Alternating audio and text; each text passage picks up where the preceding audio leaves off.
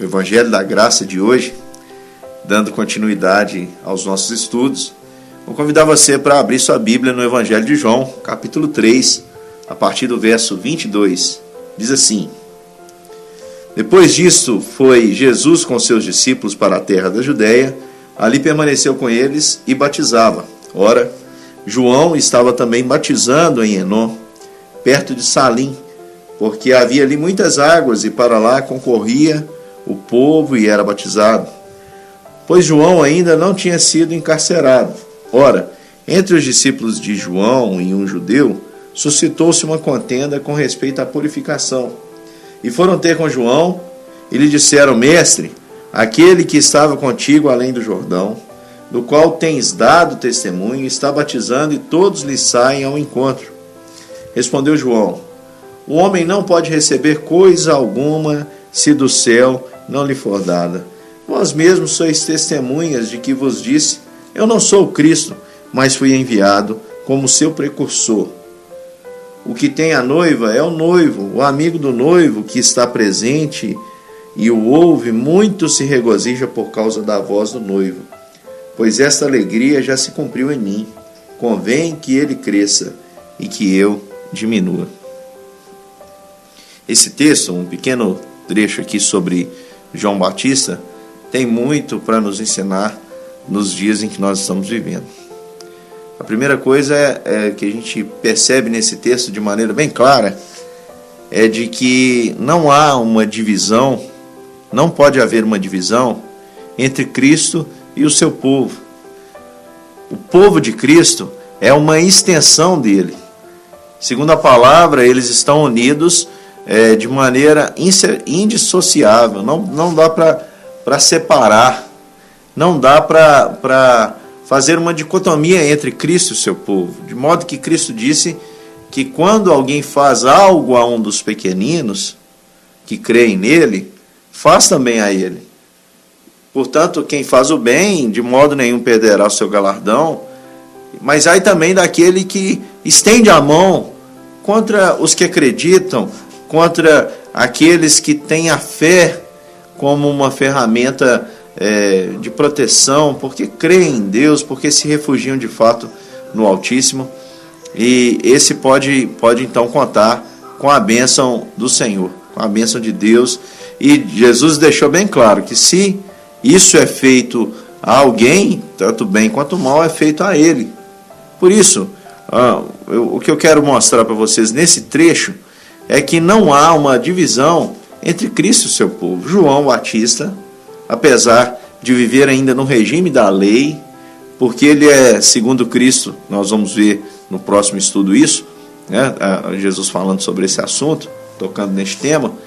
João Batista é dos últimos que viveu debaixo do regime da lei, dos últimos profetas, homens de Deus. Agora todos viverão debaixo e pela graça de Deus. Mas é interessante que João Batista, sendo povo de Deus, sendo alguém ligado a Cristo e pertencente ao corpo de Cristo, não disputa com o próprio Cristo. Houve uma discussão ali e um judeu procurou um discípulo de João e discutiam quanto à purificação. E eu disse, em um estudo anterior, falando naquele episódio do batismo de João Batista, aliás, o batismo que Jesus passou, né, pelo qual o batizador foi João Batista, o instrumento utilizado por Deus para batizar a Cristo. Eu expliquei todo o significado ali e expliquei também que o batismo de João é o batismo que se encontra presente também na Escritura no Antigo Testamento. O batismo não é uma invenção do Novo Testamento.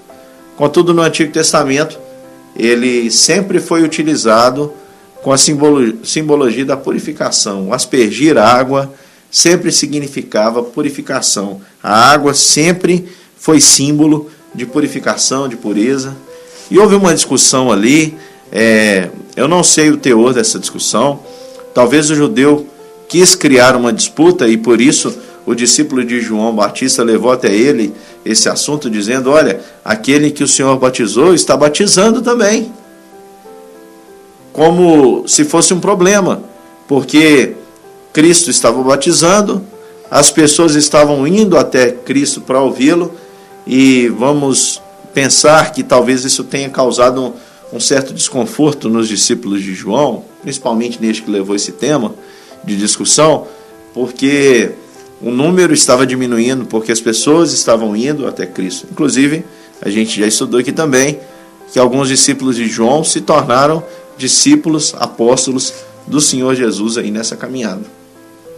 Mas é interessante a gente perceber isso, que essa discussão levantada é uma discussão que talvez teria aplicações nos nossos dias de muitas formas, mas eu queria trazer apenas para esse aspecto. Você já percebeu como os cristãos lutam e brigam entre si por coisas mínimas, por coisas irrelevantes? Uma das coisas mais irrelevantes que eu vejo as pessoas discutirem é a quantidade de água que se deve utilizar em um batismo. Se é por imersão, se é por aspersão, se é por outro meio, não importa. O símbolo, ele não determina a realidade por trás. A quantidade não determina. Assim como a espessura de uma aliança de casamento, um anel de casamento, não define se uma pessoa é casada ou não, e nem define o valor da realidade que está por trás. Não determina quão grande é o amor, o sentimento que está por trás daquele símbolo. O que importa mesmo é a realidade. E João era um homem da lei, mas que contemplava em Cristo já toda a graça de Deus, ao ponto dele dizer que Cristo era o Cordeiro de Deus, que tira o pecado do mundo. E a resposta de João é maravilhosa. Diante daquela discussão, João diz assim, respondeu João, versículo 27, um homem não pode receber coisa alguma se do céu não lhe for dado. Olha a consciência dele. Ele entende que o homem só tem aquilo que Deus dá. Principalmente nessa área espiritual. A gente vive em um tempo em que a religião ela é muito contabilizada. É uma religião que gosta muito de números. Então, frequentemente você encontra pessoas dizendo o seguinte, para mim é um absurdo, mas você encontra muita gente dizendo que converteu não sei quantos e que levou a Cristo não sei quantos. E essa expressão é totalmente errada, porque a Bíblia diz que quem leva alguém a Cristo é Deus, através do seu Espírito. Não é você, não depende de quem quer ou de quem corre. Você é um mero instrumento para o anúncio do Evangelho. E João Batista ele declara isso, que o homem não tem nada se do céu não lhe for dado. O homem não pode receber coisa alguma se do céu não lhe for dado. E João Batista estava dizendo isso para explicar a seus discípulos que ele estava ali como um mero servo e como um mero instrumento, que eu e você precisamos nos colocar nessa situação e nessa posição. Infelizmente, tem muita gente achando que o reino não é de Deus. Tem muita gente achando que o reino é dele. Tem muita gente achando que Deus não age, que quem tem que agir é ele. Tem muita gente achando, inclusive, chegando a uma prepotência tal, que acredita que ele é essencial, que ele seja essencial para que as coisas aqui na face da terra aconteçam. Meu querido irmão, se você está pensando nisso, você está muito enganado. Você é uma ferramenta e tem um valor extremo. Mas não pense além do que é devido. Tenha o sentimento que João Batista teve. E ele declara para os seus discípulos, dizendo, vocês são testemunhas que eu disse, eu não sou o Cristo, eu sou só um servo. Eu fui enviado para ser seu precursor. Quem tem a noiva, e aqui se refere ao povo de Deus, não sou eu. A noiva pode ter um respeito por mim, como o povo de Deus tinha um respeito por João Batista? Claro, não tem problema nenhum. Mas a gente tem que entender que ela não nos pertence. Quem tem a noiva é o noivo. Qualquer líder cristão tem que entender isso, que ele não é dono da noiva. Ele faz parte da noiva. Quem tem a noiva é o noivo. Nós somos meros instrumentos, meras ferramentas. E após termos feito tudo que devíamos fazer, a gente tem que bater no peito e dizer: Senhor, eu sou um servo imperfeito. Me perdoe pela minha imperfeição. E não mereço nada, fiz apenas o que devia ser feito. E João Batista faz essa linda declaração ao dizer que quem tem a noiva é o noivo, e o amigo do noivo, o amigo de Cristo, que está presente e ouve isso, muito se regozija por causa da voz do noivo. E ele diz: porque essa alegria já se cumpriu em mim. Convém que ele cresça e que eu diminua. Que sentimento maravilhoso. Eu quero terminar aqui dizendo isso para você, meu querido irmão. A maior alegria sua não deve ser contabilizar quantas pessoas você levou a Cristo. Eu confesso para os queridos que por um breve tempo na minha vida com Cristo, eu comecei a fazer essas contagens, né? Contava quantas pessoas eu havia levado para a igreja, havia feito aluno da escola dominical. Isso é tudo bobagem. Não é para isso que Jesus te chamou.